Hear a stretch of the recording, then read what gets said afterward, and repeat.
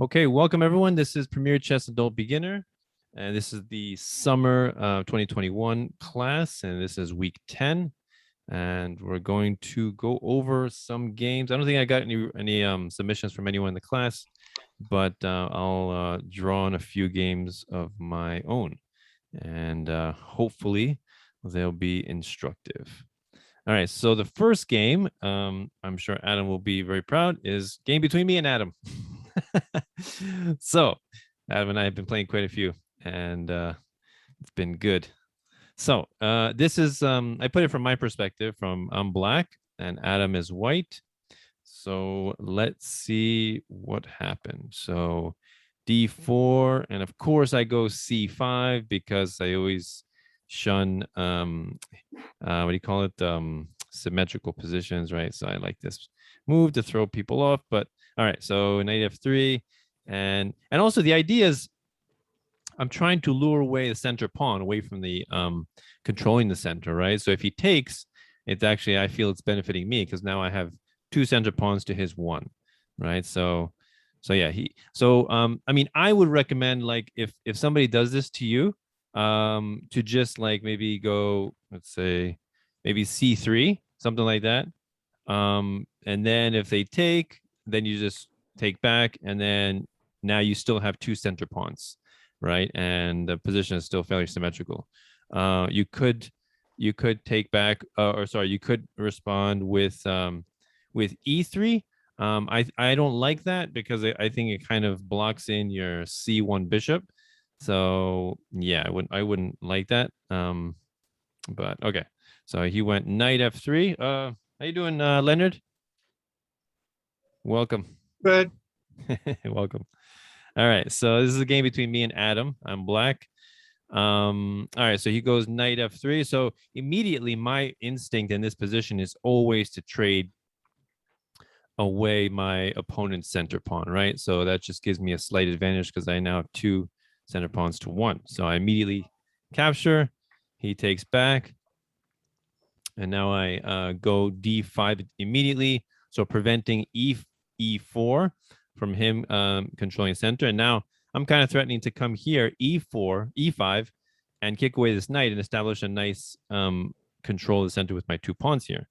So he goes E3, and I go, yeah, that's my general next move is E5. So dual purpose of occupying the center and establishing control, but also of kicking away his knight. So you can say with tempo, right? So he goes bishop B5, which is a good move. So he doesn't move his knight immediately. He develops his bishop with tempo. I'd say it was a pretty good move. So I go in bishop D7, take, and now let me ask you guys. So how would you take back, with the queen or with the knight? What do you guys think? What would you guys prefer?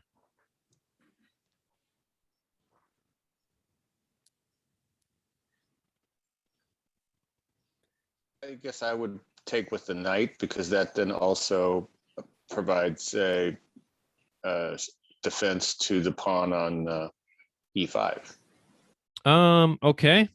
All right. So I didn't like taking with the knight because number one, I feel like it blocks my queen a little bit. And number two, since I just trade away my light square bishop, so by taking with the queen, now I kind of have a control over the light squares a little bit. And also, the knight can't really attack my queen very easily. And, even if he drops back to F3, attacking my pawn, I'm going to play knight C6 anyway, which is a good move, right? Good developing move because if I did knight takes, I am controlling the center a little bit with E5, but much better would be knight C6, and now I'm not only controlling E5 but also controlling putting pressure on D4, right? So knight C6 is a little bit stronger to control the center, so that's why I chose that. All right, so castle, good. So now what would you play here as black? What would you guys play?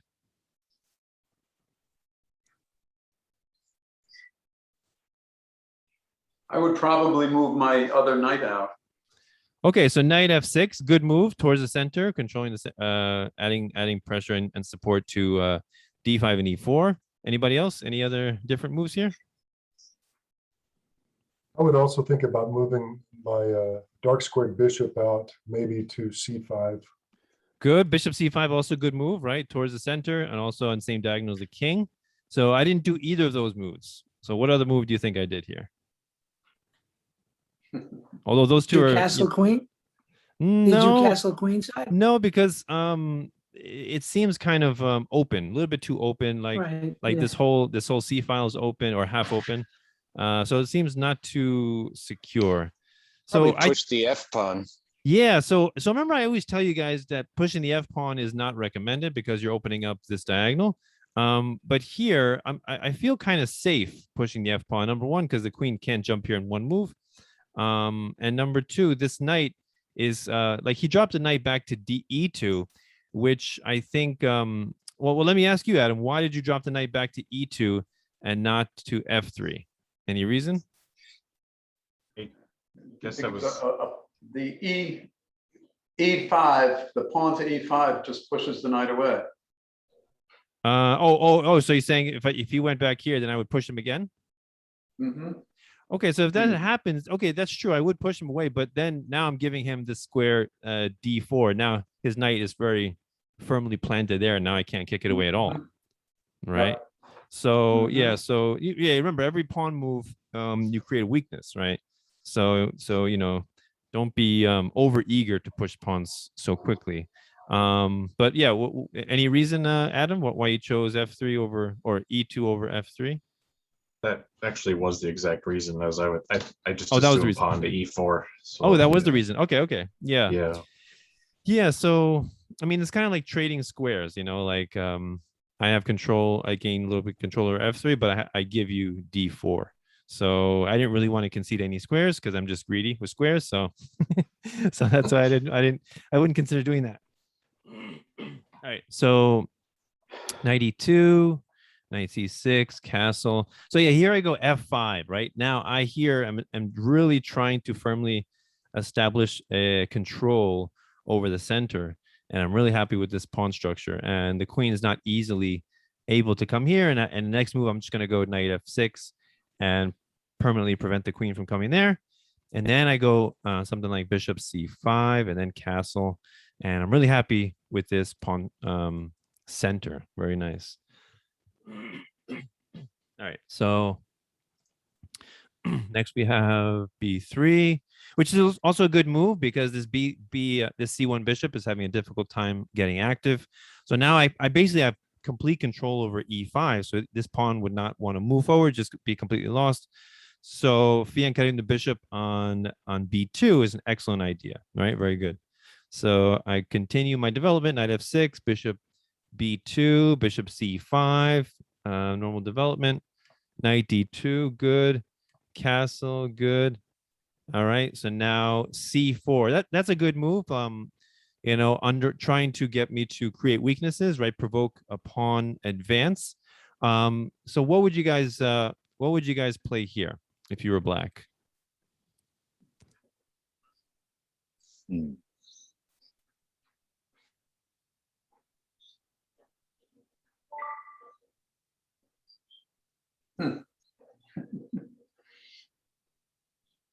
I think I'd be tempted to play d4. All right, so d4 is okay. It's a very you say it's a you're gonna make some trades, right? So I think I'll take back. Say again. You'll take and then I'll take back. Yeah, so let's say okay, so I didn't do d4, but let's see if I did d4 in this move. Take, and then let's say how would you take back, by the way? Bishop, knight, or pawn? I think I would take with the pawn. Take with the pawn. Yeah, I think I would try to avoid that. Why? You're isolating the pawn. Yeah, so now it's an isolated pawn. Now it's unprotected. I mean, it is a pass pawn in the sense that white cannot stop it with a pawn. It's pretty strong in that sense. But you know, maybe if white gets in a3 and b4, he can cut off protection from this pawn from the bishop. maybe he moves the other knight to f3, and now he's got 1, 2, 3, 4 pieces attacking. So it may become a weakness, perhaps. So yeah, I didn't want to so quickly create a possible weakness like that. So I just decided to continue developing. Like, for example, here, you look at all my pieces. Which pieces are not developed or not doing anything at the moment? Your queen's rook. Yeah, so the rook on a8, that's the one that is currently not doing anything, very unproductive. So I took this moment now to bring that over and solidify control. So now if he chooses to take here, now maybe I can take back with the knight, with the queen. And now I have an immediate threat of winning this knight, right? And also it's very strong for me to have the rook on the same file as the queen, and very uncomfortable for white to have the rook on the same file as queen. So yeah, you remember, it's always good, try to activate all your pieces, right? Bring all your pieces into the attack or just into the game, because then it makes your game a lot more comfortable and easier. So rook a to d8. So he gets off of the d file, which is a good thing. So now he's got a little bit of a threat, maybe taking here and exposing an attack on my undefended bishop. So what do you think I played here? E6. Take here. Oh, wait. No. Oh, queen pawn. e6. Push the pawn to b6. Push the pawn. Oh, push the pawn to b6. Oh, right. Sorry. Okay, it's possible. I did not play that, but all right, it's good to protect the knight, the bishop. What else? What else do you think could be played here?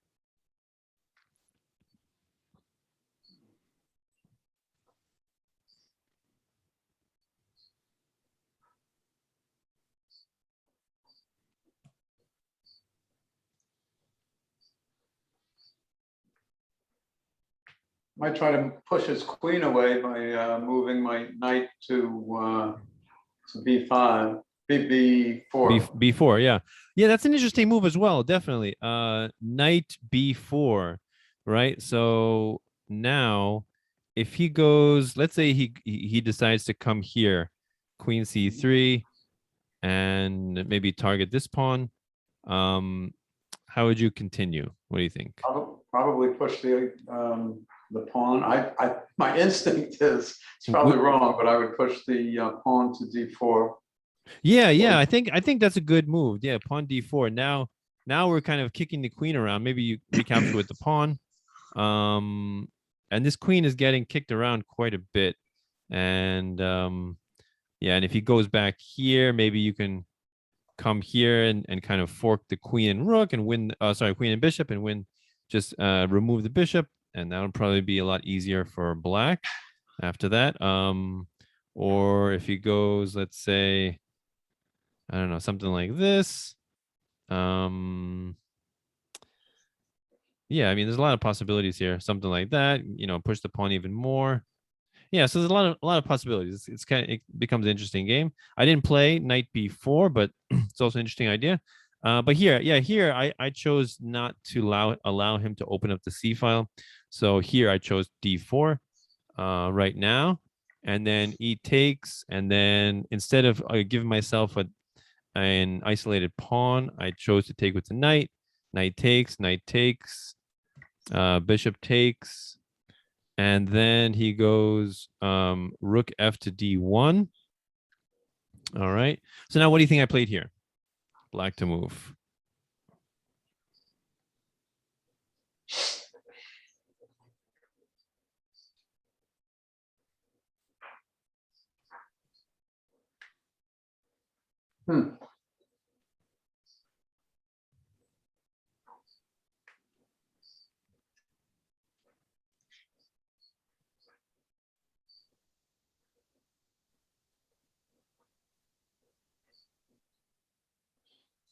How about knight four? Hey, Roy. I didn't even say hi. Hi to Roy. How you doing? You're on mute, Roy. Sorry. Sorry. That's okay. Just want to But say I was hi. going to say knight to G4, G3, G4. Knight to G4. And what did you say, Monty?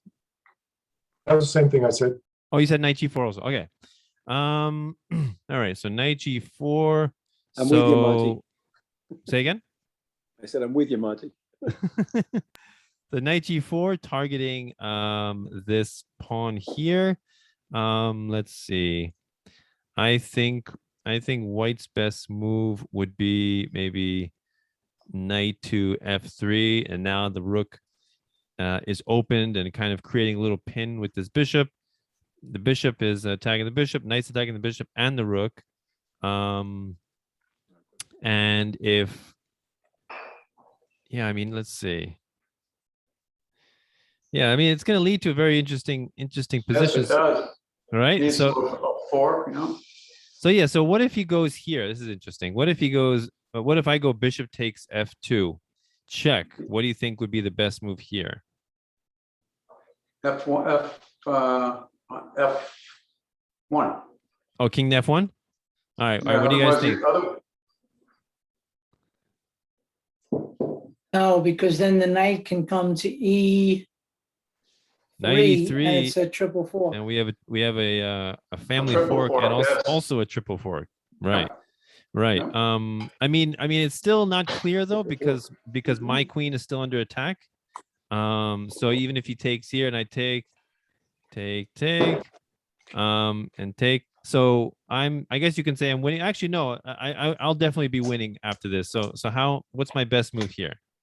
What do you think? Rook to D2 check. Good, because now my rook is under attack, right? So get my rook out of danger with tempo. Rook D2 check. Maybe he comes, let's say he comes up here, and now I can take his rook. And now I have 2 rooks against a knight and a bishop, and that should be winning, definitely. That should be good. So I'm basically ahead 2 exchanges here. All right, so let's go back. So what I was thinking about was if I go bishop takes, I was thinking about the queen takes, and then if he takes my queen, then I take his queen, or then he takes my queen, take, and now it's a rook and 2 minor pieces versus 2 rooks, and now that would be beneficial or favorable for Adam, right? That's actually a very nice trade. So I think if bishop takes and he takes, my best move is not to take his queen. What's my best move here? Not to take his foot. What do you think? Oh, I think perhaps taking his rook with your queen. Right, taking the rook, right? And now if he takes back, then I take here, check, and now either he gives me back his queen, or if he blocks with the knight, then I take his queen anyway, and then he takes the queen, and then I can even come here, rook D2, forking king and rook and winning the bishop, and then definitely winning because he just has a knight versus 2 rooks. That move, that just the point that I'd like to make is, Sure. I do a lot of puzzles. I don't do them well, but that's something that you learn from the puzzles, that sometimes the obvious move is not the right move.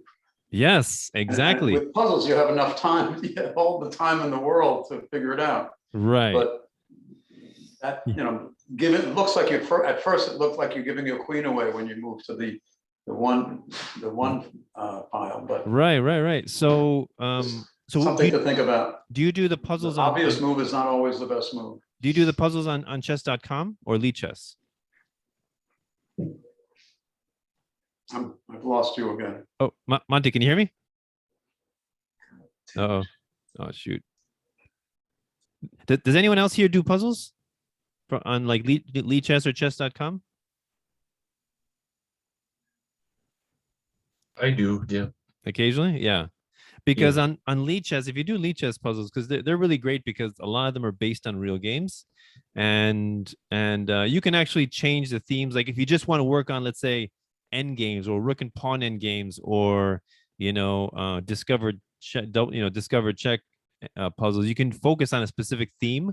But I prefer I think it's better if you just do it randomized, right? Because it's like in a regular game, you know, you're not going to know the theme of any particular position because every position is considered a puzzle, right? In a game.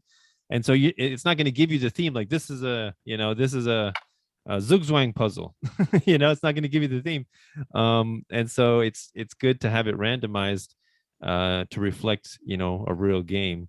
But yeah, good point, Monty, that when you see an obvious move, you should pause and reflect, right? Because the obvious move is not always the best move. And sometimes if you can do like this is the idea of Zwischenzug or intermediate move, which is you know, but doing an intermediate move before your obvious move, which is usually recapture, you can sometimes gain material or gain advantage much more in your game. So that's a good habit to get into is you know, just pause and look. Maybe there might be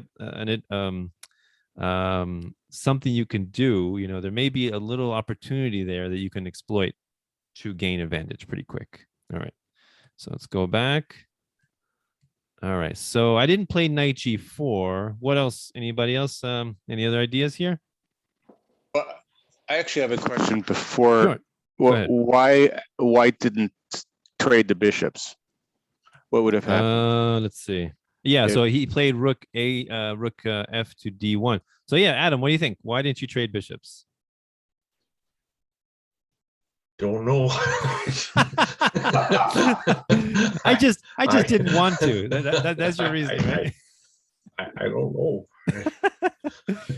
So you're saying there's no deep, profound, complex answer, right? Oh.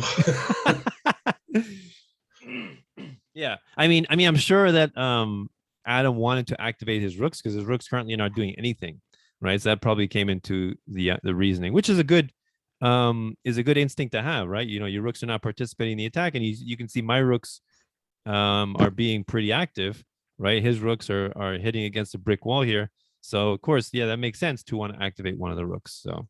So yeah, I get it. All right, so what else do you think is a good move here?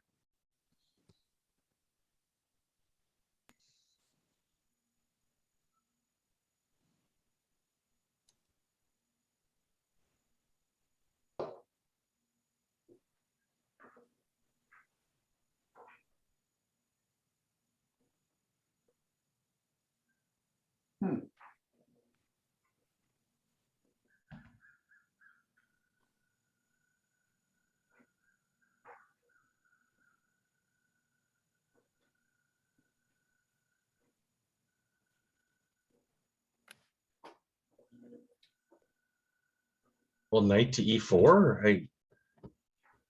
No. Knight to e4. Oh, here. You took it for black, but that doesn't even make sense because then if you take. Oh, back, right. you Oh, have sorry. double For post. black. Yeah. Right. So for black, yeah. So if knight d4, knight takes. Yeah. Now that's kind of helping white because now the rook is open, and the bishop is pinned. So yeah. I would have liked if you had done that. So. You'd have liked if I had done that. Yeah. No. What else? F rook to E8. F rook to e8. I mean, it doesn't really accomplish anything. You know, it's not really much more active there. You know, yeah, it's not really that strong. Anybody else? How about F4? F4. Yeah, that I'm going to bring my queen over there and eventually support the queen with the knight to attack either H file or the F file. Uh-huh. All right. Possibility. All right, interesting. I didn't do that, but that's interesting too. All right. So I have a lot of power, right, on the D file, right, with the queen rook battery.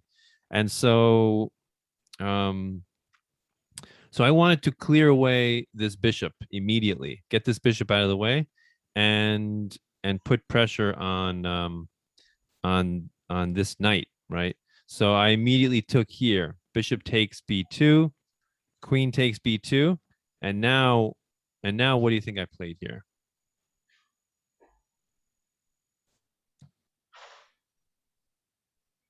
Knight to e4. Yeah, now knight to e4. Why? Why is it different now than before? Why is it different? Well, you know, if knight takes knight, then queen takes rook, rook takes queen, rook takes rook, checkmate. Checkmate. Yeah. So he has a back rank weakness, right? He's got his pawns on f2, g2, and h2, and the king has no escape, right? And so this knight is essentially pinned, right? Because of that back rank weakness, right? So he cannot move the knight for the moment. Now, the queen had to move away and is no longer protecting the rook a second time. And so now the knight is pinned. So now what do you do with pinned pieces? What do I always say? Hack it again. Yeah, PP. PP on the PP, exactly. Put pressure on the pinned piece. Very, very important. Very simple concept. This knight is absolutely pinned, so put pressure on it. So Adam chose knight f1. So now what do you think I did?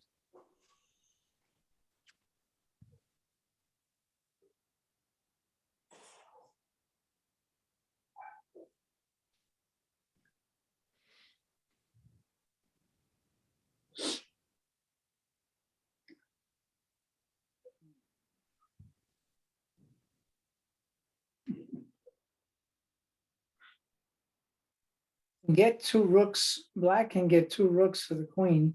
Yeah. So most of the time, two rooks is considered stronger than a queen in most instances. There are certain rare instances where the two rooks are not that strong, and the reason that might be is if the rooks are not connected, right? If they're not supporting each other, like if they're disconnected and they're not protecting each other, then they can be weaker. And the queen, because the queen is more agile, she can jump around easier than rooks.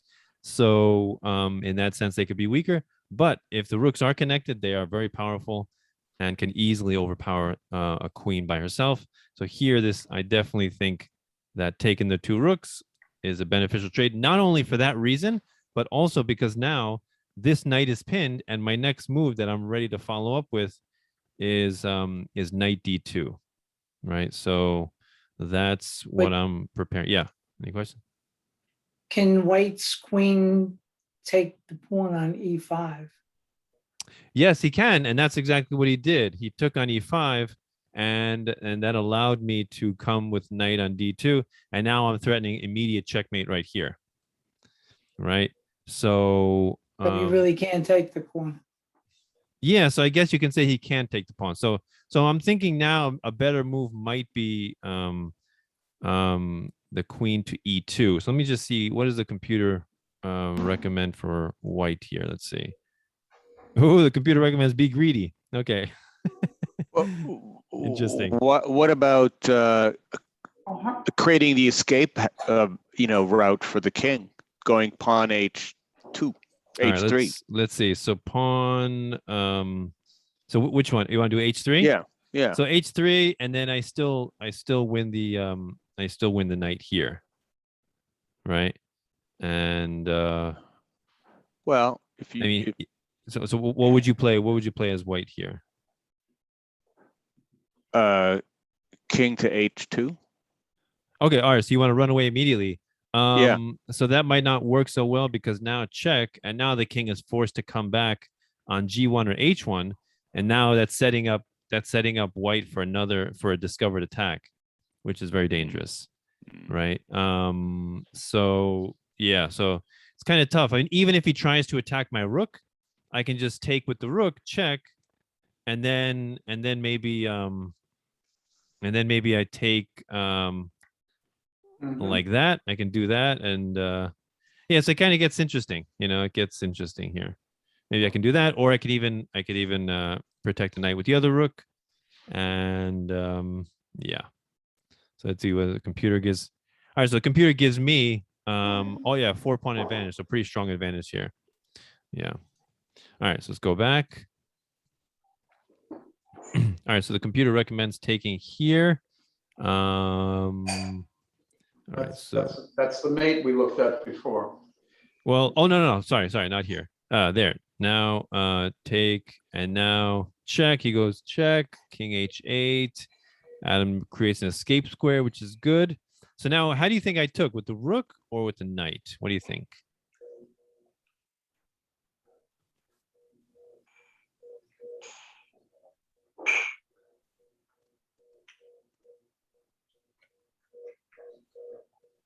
The knight's better, Why is the knight better? because now the only square the king can move to is h1, and then you can bring the knight out and it's checking from the rook again. Right, right. So knight takes f1, removes h2 as an escape square, even though he pushed the h pawn, right? So yeah. So maybe, yeah, I mean, it's hard to say which pawn would have been better to push. You know, here, I guess it's possible too. And knight checks. Yeah, you can check with the knight, but then you're not going to win this knight, though. That's the thing. Yeah, so that's interesting. Okay, so let's go back. All right, so he went, so I took with the knight, and then rook fd8. So now here I'm like, so now my next couple of moves are if he I mean, Adam resigned after rook f to d8, but my next couple of moves would have been f4, and then discover check with the knight onto g6 if he doesn't push these pawns, and then that would force king to h2, and then followed by mate here on h1. So real quick, let's just play that out. So let's say he goes here, and then let's say he goes here. So yeah, now the idea with this f4 pawn, very important, is that now the knight's going to be protected by the pawn. So now we have mate in 2, check, and then mate on h1, right? So yeah, so an example of the rooks being a little bit more powerful. And also, I think just developing your pieces, right? Sometimes just developing your pieces gives you an incredible advantage over your opponent that maybe was a little bit too slow to develop pieces, right?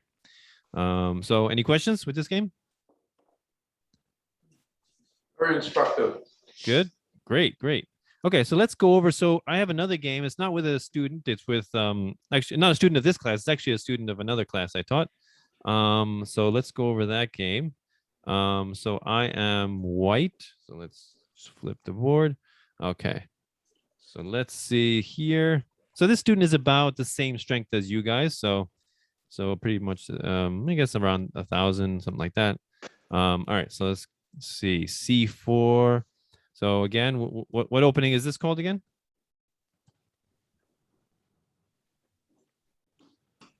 English. Yep, English opening, and then this would be like reverse Sicilian setup. C4, E5. So knight C3 towards the center, knight F6 towards the center, right? Very good. Good moves. Knight F3. And then he goes knight C6. Now let me ask you guys a question. It looks like so I'm attacking with knight F3. I'm attacking his pawn on E5, right? Which is not protected. And I think what a lot of students would play is, you know what? It's like, well, how about I just push the pawn and attack this knight? So what do you think? Is that a good move? Pushing the pawn? What do you think? No, Why is that not a good move?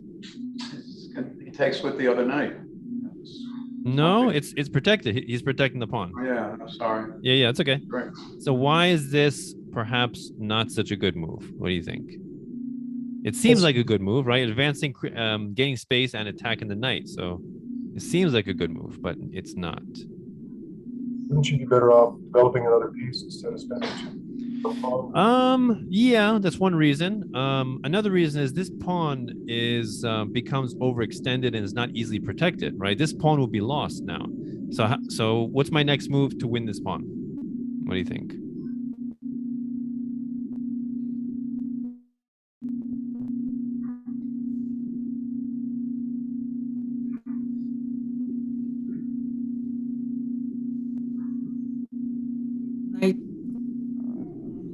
Knight to G5. Good. Knight G5. Yeah. So knight G5. Now I'm attacking the pawn twice. He's defending once. And what do you think is the best way for black to defend it again?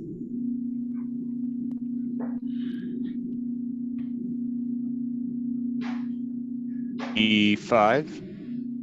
Oh, D5, you mean, right? Yeah. D5, yeah. Okay, so D5, not so good. Why? Or let's just say it doesn't successfully defend it. Yeah. So what can white do here? C takes D4. Yeah, so you can just remove this pawn. C takes, and now what do you think? What do you think is black's best move here? If he takes with the knight, then this pawn just falls very easily, just like that. And I mean, I guess you could say he could try to hold on to this pawn like that. But actually, there's actually a nice little trick now. I can still take it, and it looks like I'm going to be losing a piece, right? It looks like it's like 2 pieces attacking and 2 pieces defending, but actually I can actually take it now. Take, and now what can I play? What's a good move for me here? Queen to A4 check. Queen A4, yeah. And here we have a fork, right? Wow. Fork the king and the bishop, and then let's say he blocks, and then check, and now I am 2 pawns ahead. I took this D5 pawn, and then I even took this E4 pawn, and I got my piece back, and now I am winning. Right? He does that. So yeah. So now I'm definitely winning here. Yeah. So that's kind of what can happen if you overextend your pawns like that. You know, it's good to push and it's good to gain space. But sometimes you don't want to overextend your pawns and then they become a weakness. So okay, so let's say he doesn't do D5. Let's say he protects it with Queen E7, right? That's a little bit more of a secure protection because we're not opening up this diagonal for the king. So now how would I continue? What's white's best move here?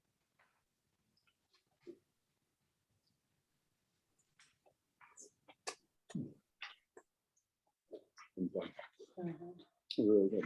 I love that.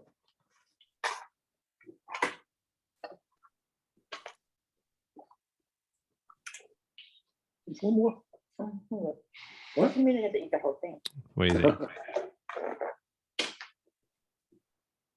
Are you mute? I think if I was black, I would push the pawn to H6 to chase the knight away. Oh no, it's white's move. So black's last What's move was white's move? yeah, white's move. Queen E7. So now my question is, what's Or- white's best move here? E4. Say again. E4. E4. Well, I can't go E4. You mean D? Do you mean D4? Yeah. Oh, D4. No, because remember, my goal is to win this pawn, right? So now I'm allowing him to trade it away. Right now he's happy because that was kind of a weakness. So we don't want to allow him to trade the pawn. So how can I win this pawn here? This pawn is a goner. It's lost.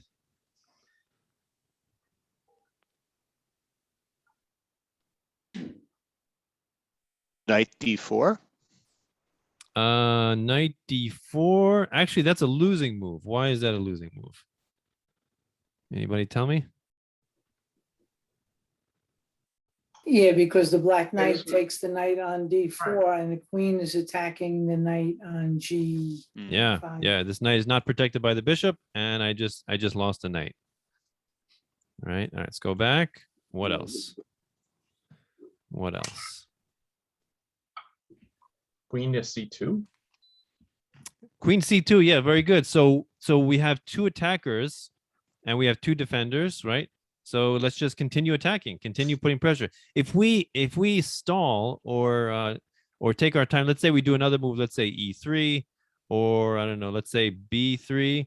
Now we're giving him a chance to kick away this knight. Now he goes H6, kicks away my knight, and now this pawn is pretty much safe, right? So we don't want to give our opponent a chance to kick away this knight. So you continue attacking, right? So now I have 1, 2, 3. He's only got 2 defenders, and there's absolutely no way he can defend again. So yeah.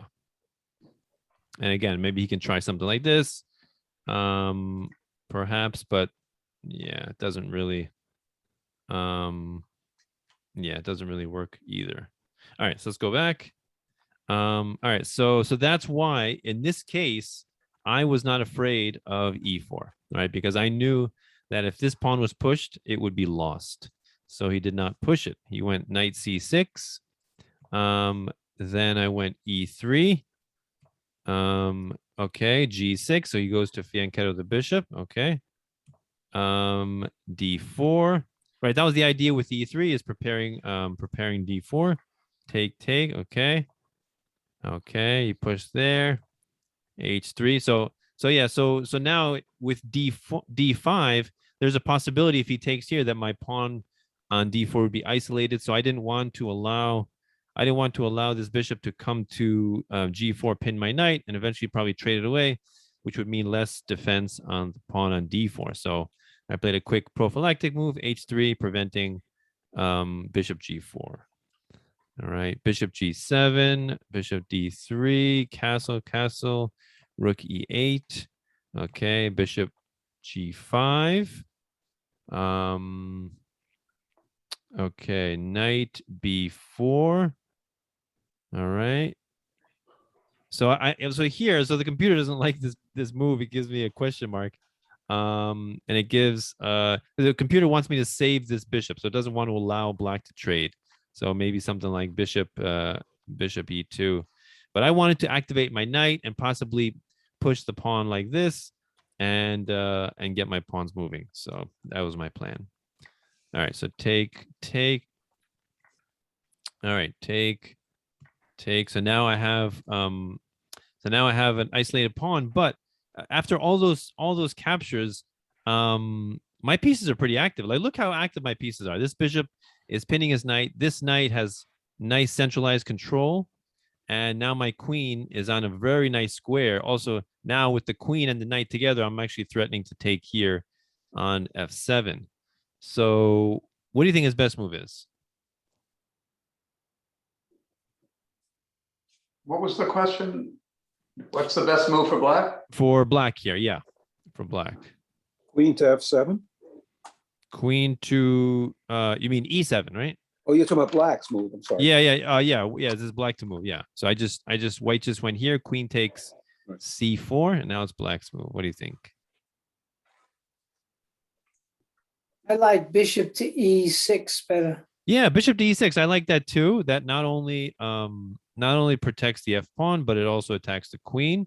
I think that would have been a fine move. He didn't do that though. Maybe because he didn't notice that I was converging on F7. So he played H6. So I went queen takes F7, king H8. Now, what do you think I played? How would you continue this attack? I'm in check. Say again? Oh, sorry. G6. G6. G6? G6 with what? Queen or knight? No, with the knight. Yeah, very good. So knight takes G6, gain another pawn with check. Very good. King H7. Okay, so now what would you play? What is the best move for white here?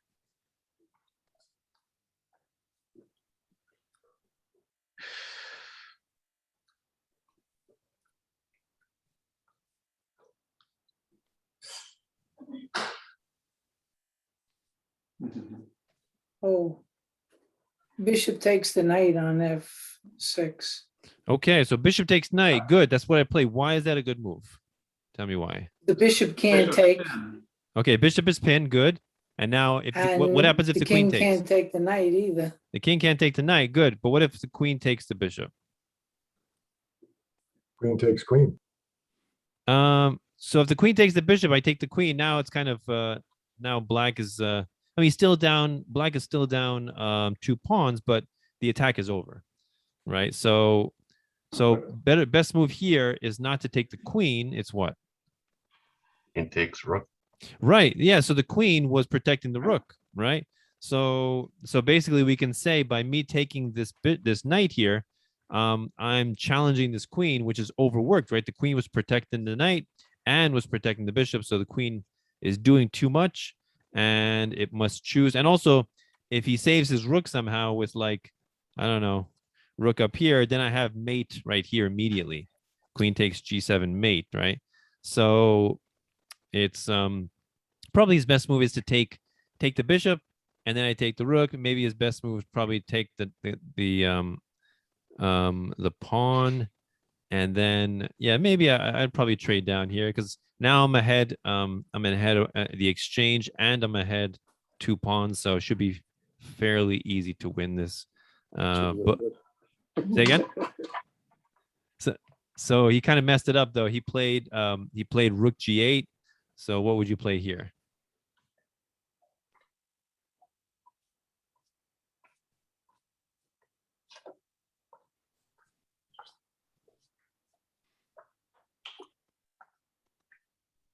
Queen to F, I mean, no, let's see.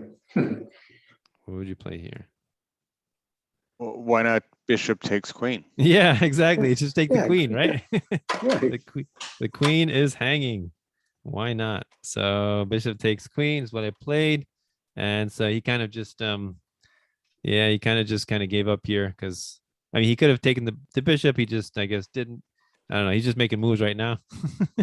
So then I come back. Bishop the feeling. b7. Okay, so how do I finish him off? Now I have a forced checkmate in 4 moves. Can anybody find it in this position? Forced checkmate.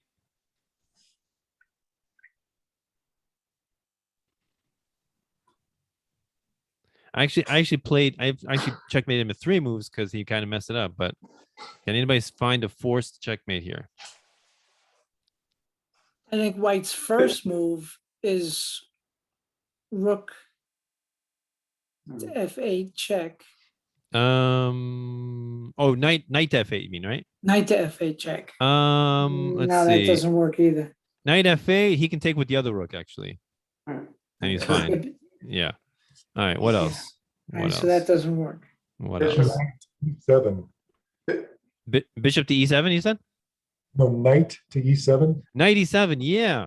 So why knight e7? Because now you are vacating this square g6, and you're also controlling with the knight. You're controlling g8, and the bishop is controlling g7. So you're kind of creating a wall here for the king that the king cannot escape from, right?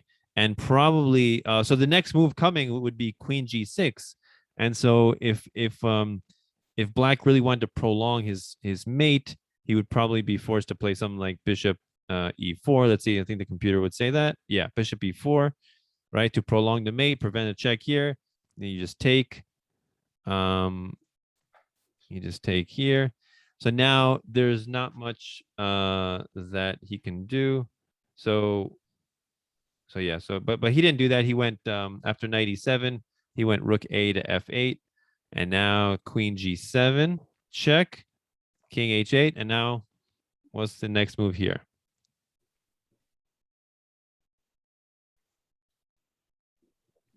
Queen h6 mate. Queen h6 is mate. Very nice mate. Beautiful. Right. Isn't that a beautiful mate? I love that. This bishop is attacked twice, but is doing a wonderful job of pinning this bishop, which means the queen can take the h6 pawn with immunity and checkmate the king Yeah. along the h file. What is this checkmate called, by the way? Anybody know? There's a special type of name for this. It's known as the Anastasia's mate or the corridor mate, right? So it's basically the same as a back rank mate, right? Back rank mate is mate on the 8th rank or the 1st rank, right? When there's no escape squares, the king cannot escape from the back rank or the 1st rank. But the corridor mate or the Anastasia's mate occurs on the H file or the A file. And similar reason, the king cannot escape to the neighboring file, right? So pretty much the same thing. So yeah, that is my game. Are there any questions? What do you guys think? All right, so we have a few minutes left. So I was thinking maybe we'll just do a puzzle. Is everybody cool with that? We'll just do A puzzle? All right, let's just do a lead chess puzzle because why not? All right, because I really enjoy lead chess puzzles because they're all based on real games. All right, so you got a few minutes left. Okay, so let's look at this one. All right, so this one, all right, so let's go back. It's white to move. Let's see. So let's go all the way back from the beginning and start from here. E4, E6, bishop C4, D5. All right, so this would be the what opening is this?